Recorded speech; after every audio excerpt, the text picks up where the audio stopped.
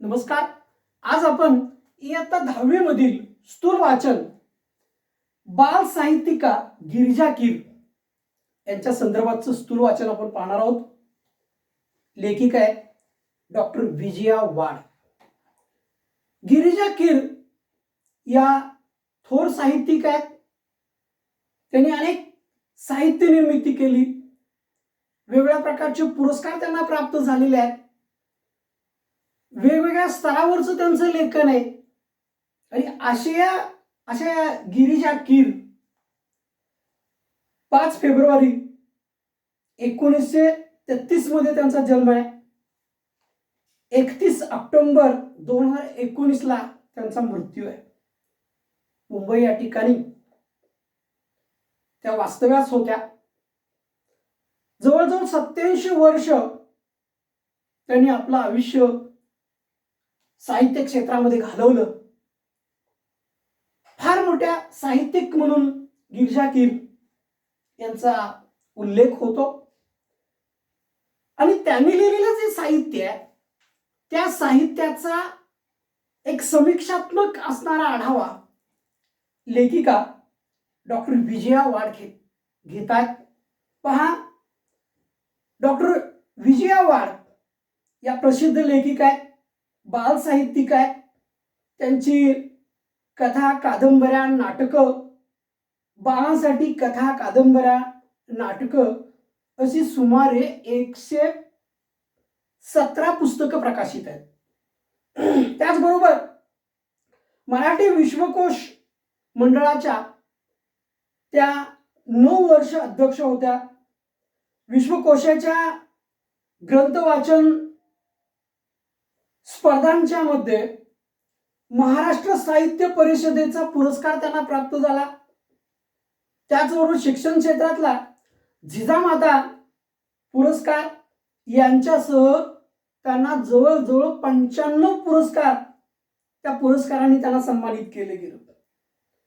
2007 साली सांगली या ठिकाणी झालेल्या मराठी बालकुमार साहित्य संमेलनाच्या त्या अध्यक्ष होत्या. त्यांचे अंतरंग, अभिनेत्री, अक्षांश रेखांश या कादंबऱ्या, आपली माणसं, ऋणानुबंध, गप्पा गोष्टी, हृदयस्पर्शी हे कथासंग्रह, एक हिरवी गोष्ट, तिची कहाणी, त्या तिघी ही नाटके, त्याचबरोबर झिंपरी, बिट्टीच्या 12 बाता या बाल कादंबऱ्या, उत्तम कथा आणि या उत्तम कथेबरोबरच अद्भुत जगाच्या सफरीवर, गोष्टी घ्या गोष्टी इत्यादी बालकथा, चिंगू चिंगम, 2 मित्र, बंडू बॉक्सर ही बाल नाटके यासारखं विपुल लेखन त्यांचं या ठिकाणी प्रसिद्ध आहे. साधारणपणे काही नावं, या पृथ्वी तलावरची काही माणसं वलयांकित आणि हृदयांकित आहे. तर वलयांकित आणि हृदयांकित की त्यांच्या नावापुढे बरोबर वलय असतं, आणि हृदयांकित जी ती हृदयाबरोबर ती जोडली जातात एकमेकाच्या. नेमकं गिरिजा कीर हे नाव वलयांकित आणि हृदयांकित अशा दोन्ही बाजूनं त्या ठिकाणी आहे. याचं कारण त्यांच्या लेखनाचा जो प्रवास आहे, हा या लेखनाच्या प्रवासाला माणुसकीची किनार आहे. दैनिक, मासिके, नियतकालिके, पुस्तकं, आकाशवाणी, दूरचित्रवाणी अशा सर्व माध्यमातून लीलया संचार करणाऱ्या, उत्तम कथाकथनानं प्रत्येकाची मनं जिंकणाऱ्या त्या लेखिका. प्रस्तुत पाठामध्ये गिरिजा कीर यांच्या नाटिका, चरित्र, कथासंग्रह, बाल साहित्य यांची डॉक्टर विजया वाड यांनी रसास्वादाच्या अंगानं ओळख करून दिलेली आहे. एखाद्या साहित्य कृतीकडं कशा पद्धतीनं पाहिलं पाहिजे हे एक आस्वादात्मक दृष्टिकोनातून पाहण्यासाठी किंवा त्या पाहण्याच्या उद्देशानं या ठिकाणी हा पाठ समाविष्ट करण्यात आलेला आहे. पहा प्रत्यक्ष लेखिका सांगते की तुमच्या वाचनामध्ये आलेली एखादी कथा असेल, कादंबरी असेल, ही कादंबरी तुम्हाला कितपत आवडली, आवडली नाही, या आवडी निवडीचे विश्लेषण आपल्याला करता आलं पाहिजे. त्या गोष्टीचं, चांगल्या गुणांचं, काही दोषांचं विवेचन आपल्याला करता यायला पाहिजे, की जेणेकरून एखादं पुस्तक तुम्हाला खूप आवडलं तर त्यातल्या काही गोष्टी आवडल्या हे मांडणं म्हणजे खऱ्या अर्थानं रसास्वाद होय. एखादी गोष्ट आवडण्याचं व न आवडण्याचं चिकित्सक आणि अभ्यासपूर्ण विवेचन म्हणजे त्या ठिकाणी समीक्षा होय. तर कोणत्याही साहित्य कृतीची आणि कलाकृतीची समीक्षा करायची पहिली पायरी म्हणजेच त्या कलाकृतीचा, साहित्य कृतीचा रसास्वाद घेणे. आणि मग रसास्वाद घेत असताना लक्षात घ्या, काही गोष्टी या ठिकाणी आपल्याला काटेकोरपणे त्या गोष्टीकडे लक्ष द्यावं लागतं. काही रसास्वाद घेत असताना म्हणजे रसास्वाद करत असताना, कलाकृतीचा आस्वाद घेताना काही मुद्दे लक्षात घेणं महत्वाचं आहे, की जेणेकरून तुम्ही जे काही पुस्तक वाचलं असेल, जी कथा वाचली असेल, त्या पुस्तकाचा वाङ्मय प्रकार कोणता आहे, वाङ्मय प्रकार कोणता आहे, वैचारिक आहे, संत वाङ्मय आहे का कथात्मक आहे, नेमका कोणता आहे. त्यानंतर पुस्तकातील व्यक्तिरेखा आणि त्याच्या स्वभावातील भारावून टाकणारे काही विशेष असतील, की ज्या व्यक्तिरेखा म्हणजेच एखादं पात्र असेल, हे पात्र आपल्याला कोणत्या दृष्टिकोनातून आपलंसं वाटतं, त्या पात्राचा स्वभाव नेमका कसा आहे, या दृष्टिकोनातून सर्वसाधारणपणे त्याचे काही विशेष असतात. व्यक्तिरेखा सहज फुललेल्या की काही बारकावे कृत्रिमतेनं टिपलेले आहेत. त्याचबरोबर कथानक आकर्षक व उत्कंठावर्धक आहे का, नेमकं पुढे काय होणार आहे. आता जी आपण कथा वाचायला लागलोय ती कथेच्या संदर्भामध्ये उत्कटता जी आहे ती उत्कटता वाटली पाहिजे. पुढे नेमकं काय होणार आहे. कथासंग्रह असल्यास कवितेच्या भाव सौंदर्य, विचार सौंदर्य, अर्थ सौंदर्य कशामधून जाणवतं, म्हणजे जो कवितेचा अर्थ आहे हा अर्थही आपल्याला बोध होणं महत्वाचं आहे. त्यानंतर लेखकाची भाषाशैली कशी आहे, साधी आहे, सोपी आहे, सरळ आहे का, नेमकी कशा पद्धतीची भाषा आहे, ही भाषाशैली सुद्धा तितकीच महत्वाची आहे. त्यानंतर पुस्तकाची सुरुवात आणि शेवट आकर्षक आहे का. बऱ्याचदा एखादी कथा आपण वाचत असताना सुरुवातीला ती चांगली वाटते आणि नंतर मात्र रटाळ होत जाते आणि नंतर आपण ते पुस्तक आहे तसं किंवा आहे ती कथा आपण आहे तशी सोडून देतो. असं न होता त्या ठिकाणी सुरुवात कशी आहे, शेवट आकर्षक आहे का, आणि आठवण शेवटचं की पुस्तकातून मिळणारं चिरंतन मूल्य, त्यानंतर संदेश, उपदेश, तसेच कथानक यांच्यातील आशय, कथानकाचा विषय, या सर्वांचा मनावर एकत्रित परिणाम होतो का, या सर्व दृष्टिकोनातून एखादी कथा वाचत असताना, एखादं पुस्तक वाचत असताना या ठिकाणी आपल्याला या काही मुद्द्यांचा विचार करणं महत्वाचं असतं. लेखिका सांगते की आज मी गिरिजा कीर यांच्या बाल साहित्याबाबत लिहिणार आहे, बोलणार आहे. आता एवढं त्यांचं साहित्य गिरिजा कीर यांचं असताना गिरिजा कीर यांच्या लेखनामध्ये तोच विषय हा कुठल्याही प्रकारे येत नाही. अभावानं अशा पद्धतीची त्रुटी तोचपणा आढळत नाही. त्यात त्यांचं मोठं यश आहे.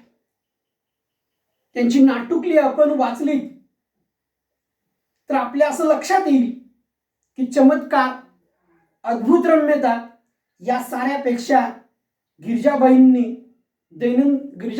दैनंदिन जिव्हाळ्याचे प्रश्न आणि तेही बालकांच्या विश्वातले दैनंदिन प्रश्न, या प्रश्नाकडे विशेष करून त्या लक्ष देतात.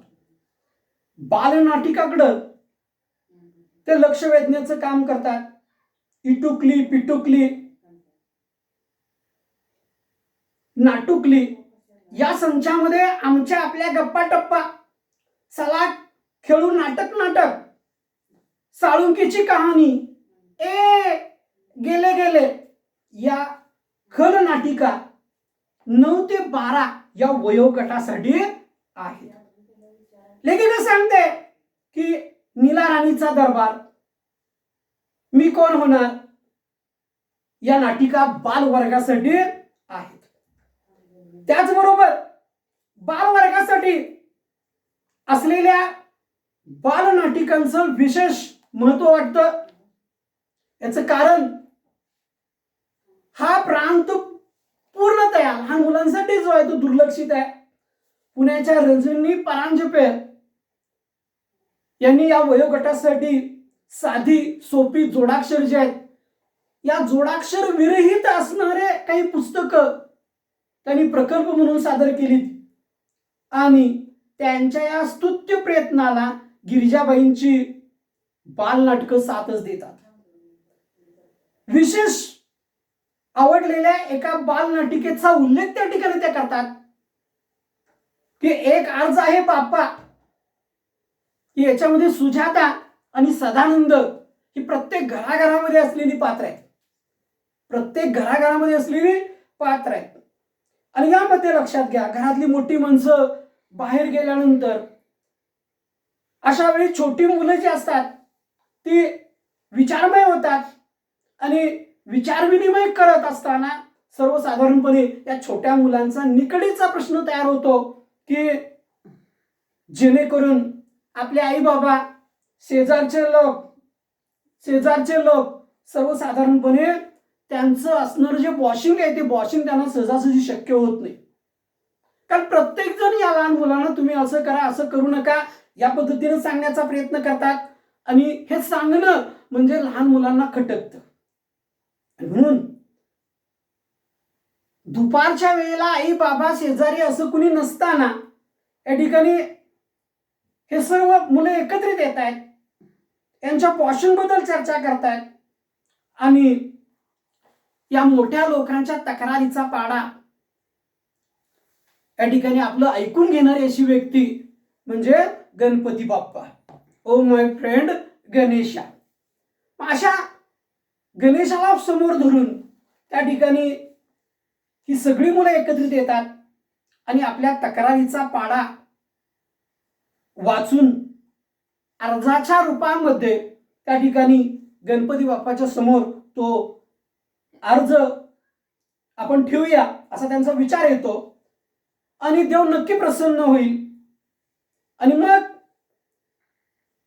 विचार एकत्रित आल्यानंतर ही लहान मुलं सामुदायिक अर्ज लेखन करायचं काम करतात आणि या ठिकाणी लेखिकेनं अगदी छानपैकी या लहान मुलांच्या तक्रारी मांडलेल्या आहेत. तक्रारी काय आहेत पहा, की आईची शिफॉनची साडी आपल्याला मिळालीच पाहिजे. आता शिफॉन साडी ही किमती साडी आहे, छानपैकी तलम असणारी साडी आहे. वडीलधारी माणसं अशा लहान मुलांना ती साडी वापरायला देत नाहीत. पण लहान मुलांची मात्र तक्रार की आम्हाला ही अशी साडी मिळाली पाहिजे. त्यानंतर बर्फ का गोळा खाण्याची आजादी पाहिजे. लहान मुलांनी जर बर्फाचा गोळा खाल्ला तर ते आजारी पडतील, साहजिकच आहे. म्हणून जे मोठे लोक आहेत, जबाबदारीने वागणारी लोक आहेत, ते त्यांना खाऊन देत नाहीत आणि नेमकं हेच लहान मुलांचं खटकतं. त्याचबरोबर भेळ खायला मिळायलाच हवी. अगदी भेळ खाणं हवं, आईची शिफॉनची साडी मिळणं आणि बर्फाचा गोळा खाणं, या गोष्टी मोठे लोक लहान मुलांना करून देत नाहीत. आणि त्यामुळं मधू असतील, भाऊ असेल, विनय असेल, ही मित्रमंडळी एकत्रित येऊन बाप्पाचं रूप घेऊन या ठिकाणी एकमेकाशी कशी भांडू लागतात, ह्यातला प्रसंग जो आहे हा खूप गमतीशीर आहे. अर्थात या नाटिकेला मुलांच्या मनाच्या खिडक्या उघडण्याचं कौशल्य लाभलं गेलं. छोटे मोठे सारेच या नाटिकेच्या प्रयोगात रंगून जातील. नाटकाला जे दृश्य परिणाम असायला हवेत तेच गिरिजाबाईंच्या नाटकात प्रभावीपणे दिसतात. मोजक्या पात्रात जिवंत दृश्य साकार करणं हे बाल प्रेक्षकांची मनं जिंकणं ही एक अवघड बाब आहे, पण गिरिजाबाईंनी ती लीलया पेरलेली आहे. वास्तविक पाहिलं तर गिरिजाबाईंच्या बालांच्यासाठी असलेलं अन्य साहित्य कृतीकडं या ठिकाणी लेखिका आपल्याला वळवू पाहतात. त्या सांगतात की मुलांच्या मनावर उत्तम संस्कार घडावेत यासाठी पुण्यश्लोक अहिल्याबाई होळकर, तपस्विनी अनुताई वाघ, शिक्षणवृत्ती ताराबाई मोडक, संत गाडगेबाबा, महात्मा ज्योतिबा फुले यांची सुंदर सुंदर चरित्र लिहिलेली आहेत की जेणेकरून त्यांच्यातील सामाजिक बांधिलकीची भावना जणू मुलांच्या मनावर कुठेतरी बिंबली पाहिजे हा विचार करून सर्वसाधारणपणे त्या सांगतात की थोरांनी केलेलं कार्य पुढे नेणं हेच त्यांचं खऱ्या अर्थानं स्मारक आहे. आणि म्हणून जेव्हा महात्मा फुलेंचा विचार त्यांनी त्यांच्या चरित्रातून पुढे घेतला गेला तेव्हा गिरिजा कीर म्हणतात की प्रत्येक सुशिक्षित स्त्रीला आपल्याला लिहिती बोलती करणाऱ्या त्या पित्याचं ऋण कधीही विसरता येणार नाही. ताराबाई मोडक या शिक्षणवृत्ती स्त्रीबद्दल लिहिताना त्या म्हणतात की माणसं ओळखून त्यांना योग्य कामाला लावणं ही खऱ्या अर्थानं ताराबाईंची खासियत आहे. खरं आहे, मोठी माणसं हिऱ्याची पारख करू शकतात की जेणेकरून ताराबाई मोडक यांचा वसा आणि वारसा पुढे नेण्याचं काम अनुताई वाघ करतात. यांचं चरित्र पुढे सादर करत असताना गिरिजाताई म्हणतात की ज्या भागात काम करायचं त्या भागातील मुलं शिकते आणि शिक्षणासाठी येती करणं, त्या परिसरातील असणाऱ्या जीवनावश्यक अडचणी लक्षात घेणं, कार्यानुभव शिकताना रोजगाराच्या संधी उपलब्ध करून देणं, त्यांना समजेल अशी भाषा वापरणं, श्रद्धेनं शिकवणं, त्यात प्रेम ओतणं, या गोष्टी अनुताईंनी आचरणात आणल्या. जन्मभर ते कार्य पुढे नेण्यासाठी सळसळत्या रक्ताची तरुण मुलं पुढे येवत हेच खऱ्या अर्थानं अनुताईंचं खरं स्मारक ठरेल. आणि नेमकं हेच कोसबाडच्या टेकडीवर घडलं गेलं. संत गाडगेबाबांचं चरित्र लिहित असताना त्यांचा एक संदेश लेखिकेनं खूप छान घेतलेला आहे की मुलांनो, संतपद प्राप्त व्हायला चमत्कार करावे लागत नाहीत, विभूती लावून ध्यानस्थ बसावे लागत नाहीत,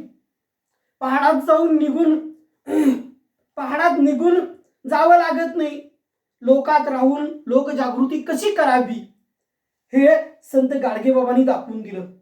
म्हणूनच ते महान संत होत. दुःखाच्या अग्नीत होरपळून सुद्धा सोन्यासारखा लखलखणाऱ्या माता अहिल्याबाई होळकर यांच्या चरित्रात त्या लिहितात की प्रजेला पुत्रवत मानून अपार सुख देणाऱ्या, दानधर्म करणाऱ्या अहिल्याबाई होळकर सदैव इतरांच्यासाठी जगल्यात. अचल दीपस्तंभासारख्या त्यांचं जीवन गंगाजळासारखं निर्माण होतं. अशा अनेक महात्म्यांच्या चरित्रामधून सर्वसाधारणपणे मुलांच्या समोर साधारणपणे जो संदेश आहे हा संदेश द्यायचं काम करतात. पुढील पिढी समृद्ध करायचा एक वसा आणि वारसा गिरिजा कीर यांनी घेतलेला दिसून येतो.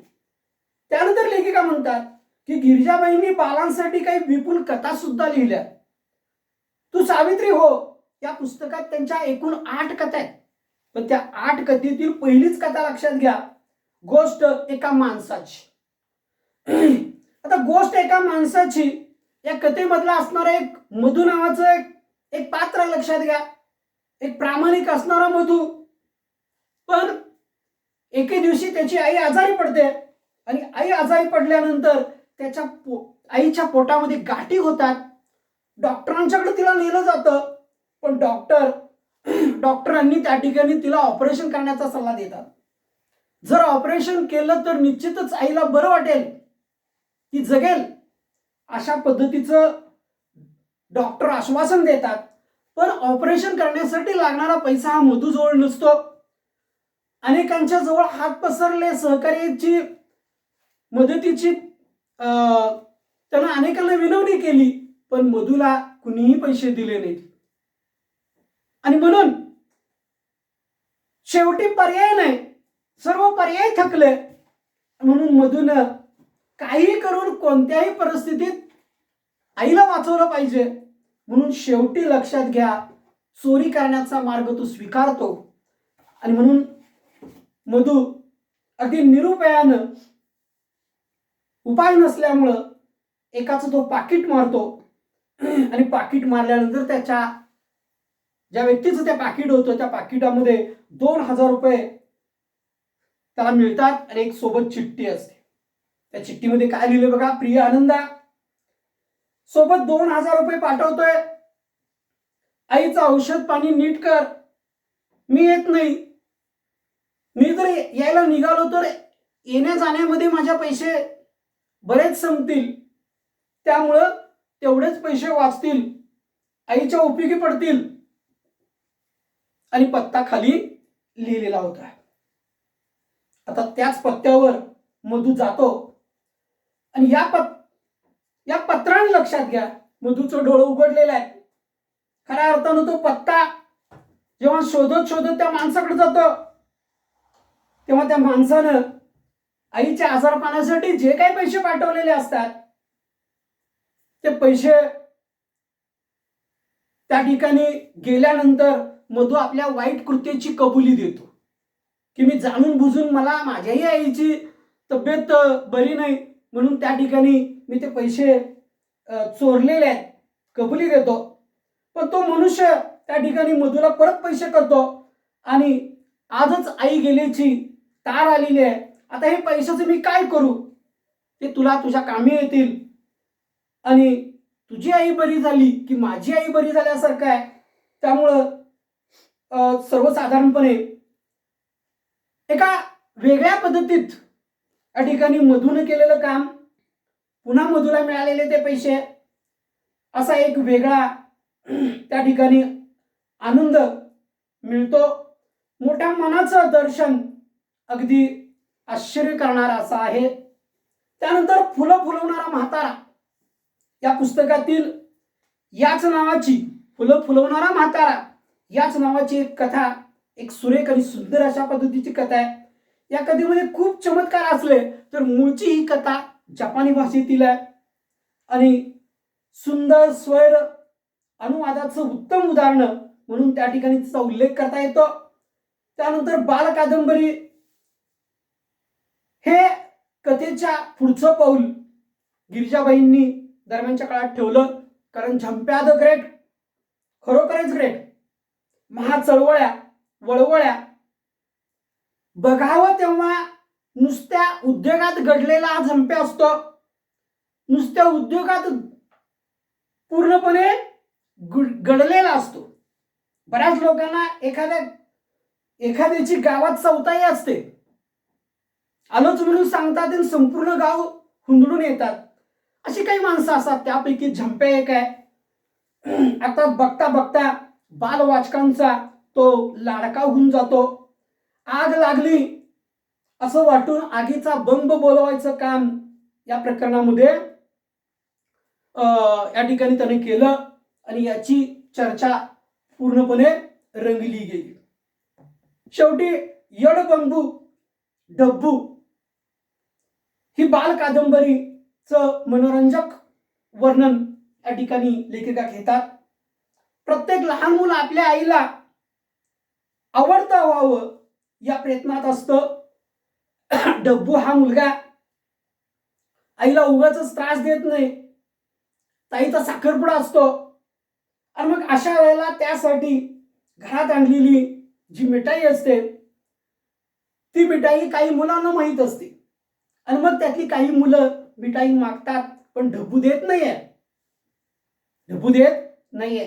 आई म्हणते की तुकडा तुकडा देऊन टाक, कुणाला दुःखी ठेवू नये, सर्वांवर प्रेम करावं. ढबू तेवढंच लक्षात ठेवतो आणि तेवढंच लक्षात ठेवल्यानंतर सगळे दुपारी झोपलेले असताना, वामकुक्षी घेत असताना, त्यावेळी आईनं व्याह्यांना देण्यासाठी म्हणून आणलेलं मिठाईचं जे ताट असतं हे सगळं ढबू काय करतो, त्या भिकाऱ्याला देऊन टाकतो. व्याह्यांना देण्यासाठी मिठाईचं ताट, व्याही की जेणेकरून मुलाचे आई वडील जी मुलाकडील असणारी माणसं असतात त्यांना व्याही म्हणतात. अशा व्याह्यांना आणण्यासाठी, व्याह्यांना देण्यासाठी जे मिठाईचं ताट आणलेलं आहे तो ढब्बू भिकाऱ्यांना देऊन टाकतो. हा भाग वाचकांना आवडावा असा आहे. एकूणच गिरिजाबाईंना शब्दांचे इतके सुंदर ताण पडले आहे की अनंत हस्ते कमलाकराने, देता किती घेशील दो कराने असे वाटावे. परमेश्वरानं मुक्त हस्तानं दिलं तरी सर्वसाधारणपणे परमेश्वरानं दिलेलं जे दान आहे हे दान तू किती मुक्त हस्तानं घेणार आहे असं वाटावं असे या ठिकाणी लेखिका म्हणते. खरोखरच गिरिजाबाईंच्या लेखणीला, त्यांच्या संस्कारक्षम वाङ्मयाला माझा अंतःकरणपूर्वक मानाचा मुजरा. धन्यवाद.